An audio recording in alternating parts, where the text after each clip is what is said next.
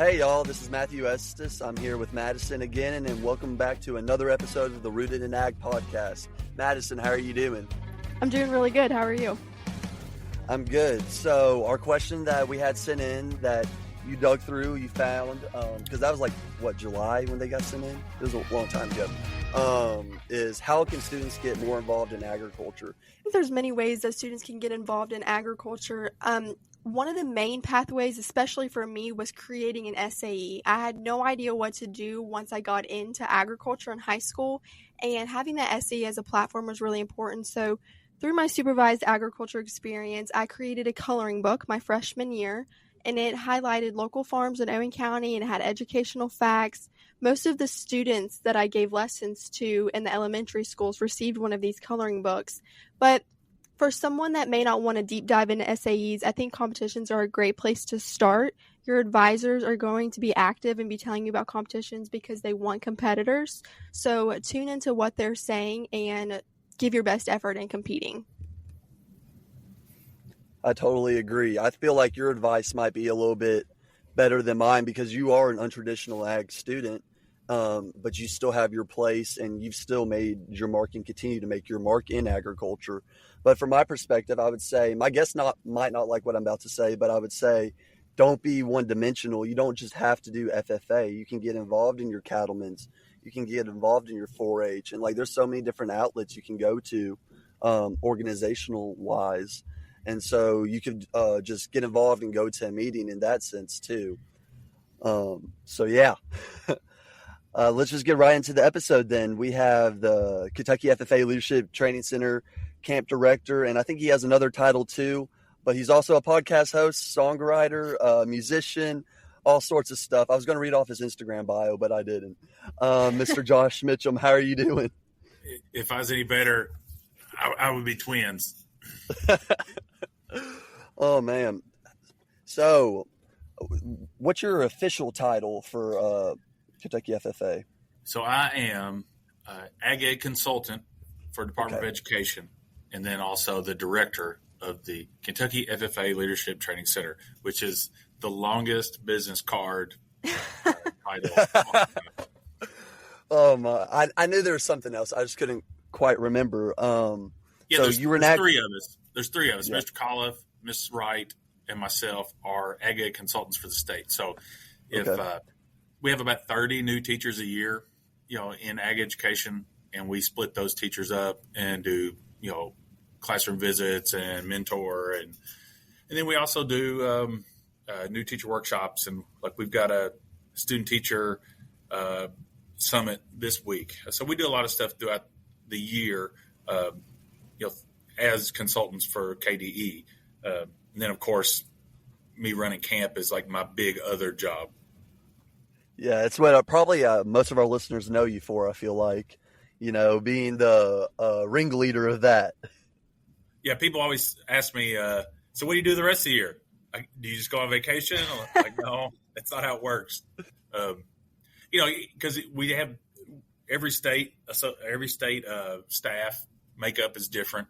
Texas has 1 million state staffers, and Georgia has their camp is not owned by the Department of Education. It's a private camp. So there's lots of different things. But, for us, it's Mrs. Wright is your curriculum person and also the FFA advisor. Mr. Colliff handles all the FFA contest stuff, all that kind of stuff. And then I have camp. So we kind of split the work. Yeah, so to trail back a little bit, where did you get your start in agriculture? How did you find yourself in this position? Well, so look, my son turned 18 today, and we're applying for colleges, and we're doing all those things, and I'm really encouraging him to go visit people who do the things that he wants to do, because I liked lots of stuff, and I was very active in FFA, but I was also active in music, and I like to do other things, and I had leadership roles in other clubs, and I didn't know what I wanted to be, and but historically, I'd grown up on a farm. I helped our family farm. I helped my grandfather on his farm. We had cattle. We had hay and tobacco. We did some row crop. We did a little bit of everything because my dad also had a full-time job. But I grew up around it. And I'll be honest with you, until my ag teacher said, have you ever thought about being an ag teacher? It hadn't crossed my mind. Now, my dad had been an ag teacher before I was born. So he taught 2 years at Warren Central in Warren County in the end of the 70s, in the last century. And but then when he moved home, he started working in finance. So but I really didn't know what I wanted to do. So my summer job right after high school was working at camp, though, because camp is right here in Breckinridge County, and that's where I grew up. So I was mowing the yard and weed eating, but I was still around the FFA stuff. And Dr. Pete was real nice about letting me teach some classes, and I still knew some of the people, and I interned with state convention and that kind of stuff. So, but I really still didn't make that decision until like my junior year of college that I wanted to become an ag teacher. So, taught for about 16 years. And then right before COVID, this job came open for like the second or third time since I've been teaching. And I had not applied before because I didn't think I was ready for that and wasn't sure that's what I wanted to do. But it kind of hit right at the perfect time in my life. And I've probably spent more summers here than I've spent more time here than maybe anywhere else that I've worked or lived. So, it kind of snuck up on me that this was maybe the thing that I was meant to do. Yeah. So when you went to camp as a camper when you were in FFA, did you ever think it would have this much of an impact on your life? Because correct me if I'm wrong, didn't you meet your wife at camp? And now you work at I didn't camp? meet her as a camper. She also worked here during the summer. So, okay. But I remember coming to camp my first year as a camper vividly. It's weird though. So time warp. You can still smoke cigarettes here at camp because tobacco is such a big part, and everybody grew tobacco. Like that was a weird. Like looking back, how weird was that? Obviously the camp programming has changed a lot since then, and since I've been here even. But I just remember, and kind of like the experience that I try to give you all. It's like you come in, you're awkward, you're not really sure, what you're getting into. By the second day, you start to make some friends. By the third day, you're buddies. Fourth day, you're like you're super tight and you're excited. And then on Friday, you're crying because you got to go home. So it had that impact on me. I was lucky enough to come back and be on camp council and do some of those kinds of things too. I don't know. It just, to me, this is all the best things about FFA kind of wrapped up in a 5-day, visit, and, but I never thought then that I was going to be a camp director. It was just, it was just a neat experience on the road to whatever I was going to do. Right. Yep.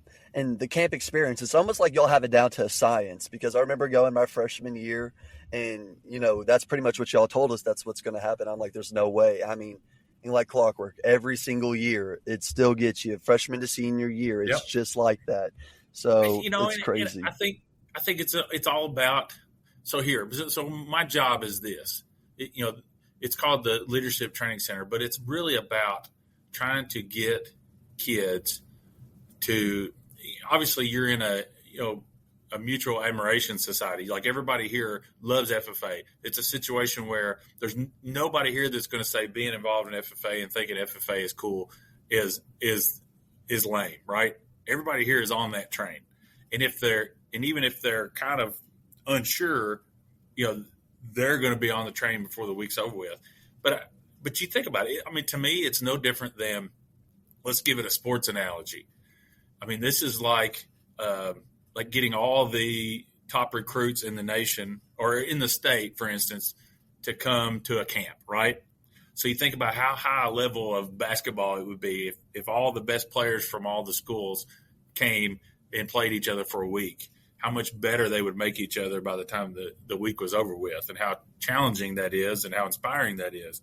It's the same thing, except we're talking about FFA members and we're talking about chapter leaders, it is absolutely the best and the brightest in the state. And I can look each week and go, that kid's going to be a contender for a state officer. That kid is going to, that kid's going to make a good ag teacher. That kid's going to be a lawyer or a doctor or whatever. You can almost see it happening. And I don't think there's very many situations where you all get to be around people who are kind of on the same path as you. So after that long week, what do you sort of hope that the kids take back with them? Like, we have many different workshops for people that don't know. I'm on advocacy, on a million different things. What do you hope that the genuine message they take home from camp? Well, so I'm going to build you a grandfather clock, tell you what time it is. But as ag ed goes, I think the one thing that worries me the most is that we're not doing as much true agriculture learning in classes, maybe, because it's a lot easier to get people in the door with the FFA and the public speaking and the leadership, and which is great. I wish we could have it could be a lot more traditional ag based. It is what it is, right? But my job really doesn't have anything to do with that. My job is to take those people who are super interested in leadership and try to get them to see what they're capable of. The best part, like, look, you both were already great leaders when you showed up on Monday, right? And when you left on Friday, maybe we had, we'd raised you a couple clicks, right? But there's some people that come in on Monday who are self-conscious and don't know why they got the office they got because they don't see it yet, right? And by being around people like you all, and by just look, I'm my best person. I'm the best version of Josh when camp is going on because, we're waking up early. We're eating 3 good meals. We're praying over everything. We have devotionals. We have, we're constantly motivating each other. We're asking people to say nice things about each other and pick up trash and open doors. It's like all those things that it maybe sometimes in our real lives aren't the coolest thing to do, or we don't think people are going to look at that and maybe agree with us or whatever. I think that week, if you can just start to get into those habits, those people that I'm talking about that were not as sure about themselves in the beginning, on Friday, I want them to kind of have this newfound sense of worth and belonging, and that they can go do these things in their school with a little bit more confidence and not worry about, because high school is tough. We think of, is this cool, probably before we do anything. And it takes a lot of building up for you to kind of get out of that place and be comfortable enough and take your cool suit off and go, you know what, this is what I do. Like, this is me. You either with me or, unfollow me, whatever. It's that's my goal, that the people who are on the fence will jump over the fence. And those of y'all that were already kind of rocking and rolling will just have that much more fire. Now, I realize the excitement that people have on Friday when they're ready to go, after they've been here all week, that usually dies down a little bit by the time you get back to school. But if it wasn't burning, if I couldn't get it started that week, then it's not going to start when you get back to school either. So, I hope that we can get enough stuff going. You can plan enough events. You can get enough motivation from other chapters that even if you did half the stuff that you said you wanted to do, that it's 25% more than you would have done. So that's the goal, just to really kind of push, have you set some goals and maybe kind of push past your boundaries that you'd set for yourself. I like it. So I'm rambling, Matthew. No, it's perfect. But you don't do this alone. We give you a lot of credit, but you have a team of counselors also, and you were a counselor. What kind of prep, how do you prep your team to ensure the best experience for campers and make sure that they are able to fulfill their message and fulfill themselves the best way possible too? And it's a long 6 weeks, I think. That's a long time. I'm worn down after 1 week, so I can't imagine what your counselors and you are like. So how do you keep them going strong too?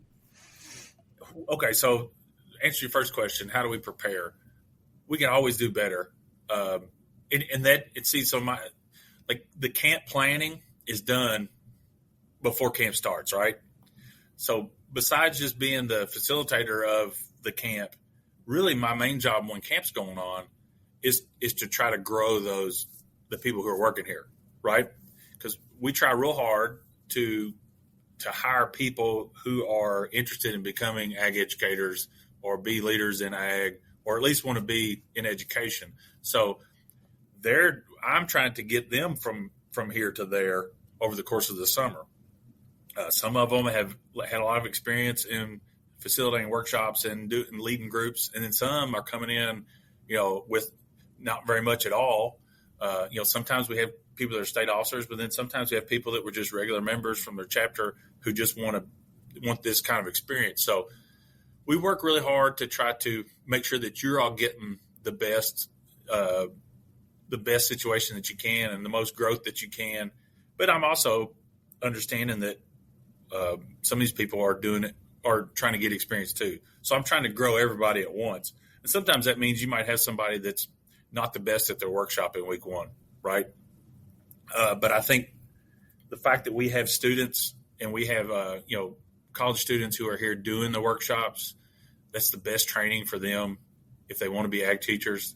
I really feel like, and for the people that are listening, if you want to be an ag teacher and you've thought about working at camp, listen, you think I don't get called every time, ag jobs open up and they see people who are applying that worked at camp?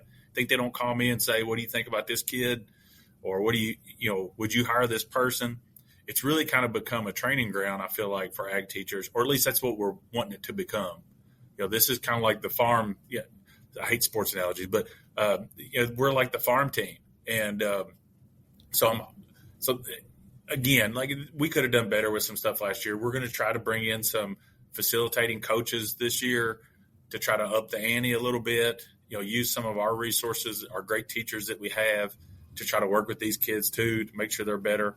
But at the end of the day, they're passionate about what we've been talking about, just like I am. So, and if camp is special to you, then it's special to be a part of the whole machine, right? But answer the second part of your question, to kind of keep it going, it's we do a lot of like debriefs. Like we meet on Sundays and we kind of go over everything, make sure we got all our supplies, make sure we got our schedules done for the week, who's doing ropes with which chapter, all that kind of stuff. So it starts, on Sunday. Monday morning, they really help with getting everybody registered and getting everybody to their cabins and all that kind of stuff. And then boom, we're already in workshops, after lunch and we're rocking and rolling. We have, we schedule people for canteen work. We schedule people to do night watches. There's some of them are working with the camp council with doing flag raising and lowering. So a lot of responsibility. They probably work about 16 hours a day, right, during camp. But it constantly, hey, every week has to have the same experience. Like we can't. Week 3 hasn't seen it yet. So we have to be able to get excited about something we've done 4 or 5 times, right? And that's something a teacher has to do. I taught greenhouse one year for 5 periods. So I had to give 5th period the same energy that I gave 3rd period. I couldn't come out strong and then, kind of limp into the finish line. And that's kind of the thing. It's like week one energy. I feel like Mark Pope talking to the Wildcats. But that's part of their growth, and everybody has a bad day. Sometimes we'll get feedback like, that workshop didn't go too good today, or kids were complaining about this. And look, we're not perfect either. So what you hope is by week 5, you've kind of built a real good, what you wish that you could do a week 6. Like I got it now, so that. But we're constantly trying to work and make it better. And yes, I don't do it alone. I would be remiss if I didn't mention, my office staff folks and my maintenance people and our cooks and our housekeepers. We have about between 30 and 35 people working here every summer that are seasonal. So those are people that just come in from May to August to make camp happen. So pretty special group of folks. Yeah, and while granted there's always going to be issues with anything anybody does, I think that you all do a really good job at fostering those connections and making the workshops engaging. I think it was 4 years ago now when Dawson was there, while Justin Bieber and his hairbrush. Yeah. And a lot has changed, obviously. We revamped programming. Kind of go back to what y'all were talking about. The ag teaching, the ag content, that stuff really needs to happen in a classroom, right? Yeah. That's the job of the ag teacher. And camp, we were kind of we were hodgepodging. And to be honest, it was a 30-year-old curriculum that when when Dr. Pete started, it was revolutionary, right? He changed the game. And, but the game has changed again. And like you were talking about with Madison being non-traditional, and we've got lots of kids coming in, I had kids tell me, is this leadership training or is this, 4-H camp, or is this, and that's no knock to or conservation camp. It's no knock to those camps. They're like, I thought this was leadership camp. I thought we were to learn how to be officers and how to be better leaders. So really kind of shifting that focus to, hey, let's spend a lot of time with our chapter and try to plan events for the year, because you guys are active in lots of things. So let's get our calendar set. And then let's go ahead and start divvying that work up so that we're prepared and that we've got all of our ducks in a row. Let's start setting goals for ourselves. Let's really look at the year and say, what are we doing every month? And then trying to put you with other people who are like you from other schools and kind of seeing how you stack up. And I don't know, I feel like even in the last few years, we've come a long way in kind of changing the kind of kids that we have here. And that's, again, no knock. It's like every chapter can only bring 15 people, right? So little Johnny that just want to come and put spiders in people's sheets or is just coming to jump off the high dive, it's going to be hard for that kid. You have to earn your spot to come to camp now. And I think that's important. I think that changes the whole kind of culture and the level of commitment to what we're trying to do when you don't have somebody in there going, I'm just ready to go play, kickball. I think all of y'all kind of dive in and you bring those people along with you.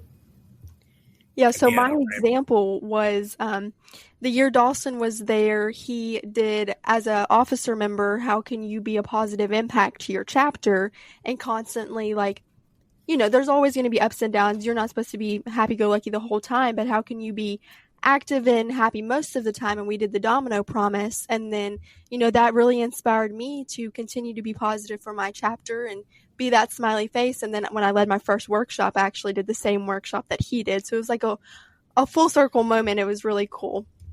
And again, it's like you have to decide to be a leader, right? It is definitely a conscious decision-making thing that I'm going to not do everything just to serve myself. I'm not going to say the thing that hurts someone's feeling or splits the group up. You really you go into it going, all right, if I'm going to be the president of my chapter, I've got to keep all this together. Everybody has to feel important. Everybody has to feel like they're needed. I can't be the person making all the decisions. I think that is, and we try to foster a lot of that too. Like the name on the back of your jacket is real important. And your name is definitely important, but maybe the office, that's just some gold stitch that's on your jacket. It's like, what are you doing with that position and what are you doing with your opportunity? And if it's just for you, if you're just doing it for you, it's not going to be a very rewarding experience. And that's not going to translate into whatever you do in a career. So most of us are going to work with other people and be part of a team of some kind. So that's the goal. Yeah, and that's just, that whole spill we just had is just some of the magic of camp, I feel like, that we've It is just magic. been, Like, it's just a listen, big idea. yes, and it's like you have to. We joke about people drinking the Kool-Aid, but literally, it's like if I can get you to believe that these things are possible for you, uh, that's the first step, and then you actually going out and doing those things. Yep. I was real lucky when I was a freshman in high school. I got to see all the guys that I looked up to win a state championship in basketball, right? And while I didn't play on that team, I was around it and I saw the whole thing, and I saw something that was improbable happen to my community and to friends of mine. And it kind of set the tone for me early on, like anything's possible. Like you really can just decide to do things and kind of, and I'm not going to be like super cosmic and like get into a bunch of weird juju, but you can kind of speak things into existence. You can talk yourself up and into things, putting it out in the universe and sharing your goals and stuff with your classmates and your fellow members and letting them hold you accountable. That's the juice, right?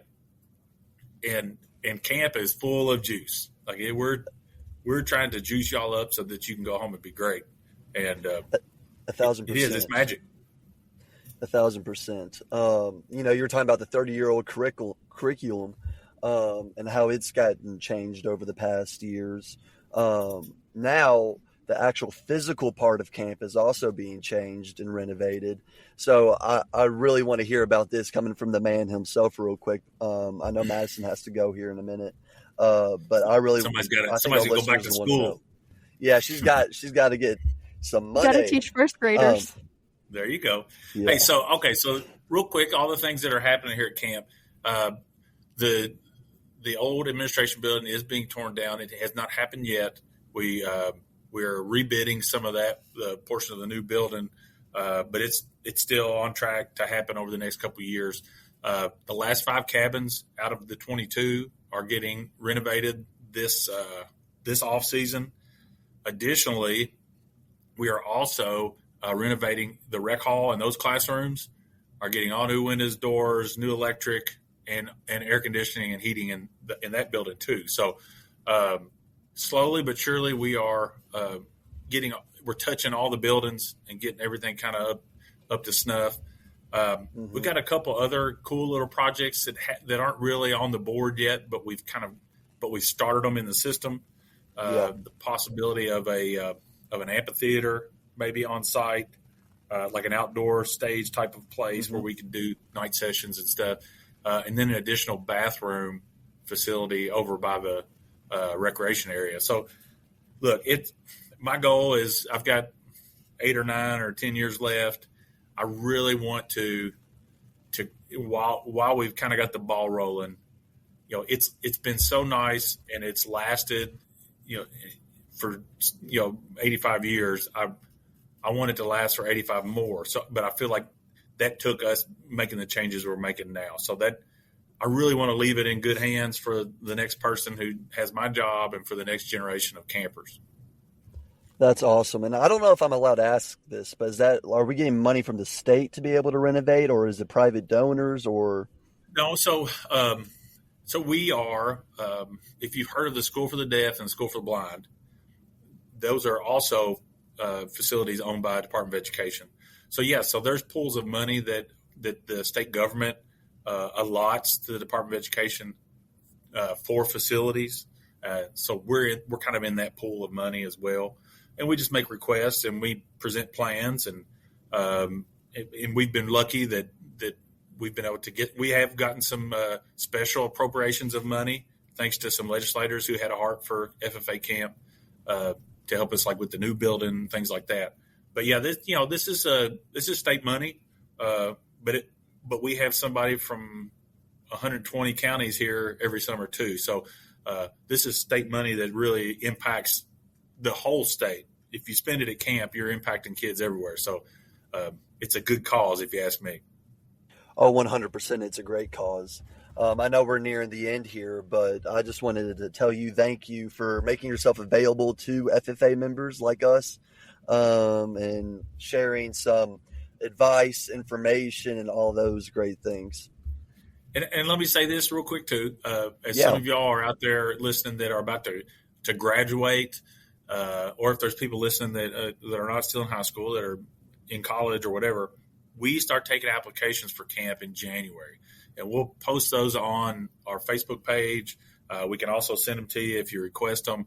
But my goal is to have so many people apply to work at camp that we got to have interviews, and I have to hurt somebody's feelings because we got so many good people, right? I don't want to hurt people's feelings, but if we're going to continue to have the best programming, and it's going to continue to get better and better, that I want the best and the brightest coming and working for us. So if you're out there and you're thinking that camp is something you'd like to do, you can Instagram message me, you can email me, Matthew will give you my cell phone number, but just reach out to me, because we want you here. If ag ed is something that you're passionate about and working with kids, then this is the spot. So January, and if you want to change lives, because I know all my counselors, I remember them all, and Instagram friends to this day. But no, thank you again so much. Madison, do you have anything else? No, I just want to say thank you for, your insight throughout the years and joining our podcast today. I'm honored. And thank you to our listeners. We're trying to bring you some of the best and brightest, some people you definitely want to hear from. I feel like this is one of those episodes you'll definitely gain some insight for, especially if you're an FFA member. So thank you all for everything y'all doing. Thank you for the support. We're having an all-night revival. Some will call the women and some will steal the Bible. For the sake of my survival, baptize me in a bottle of beer.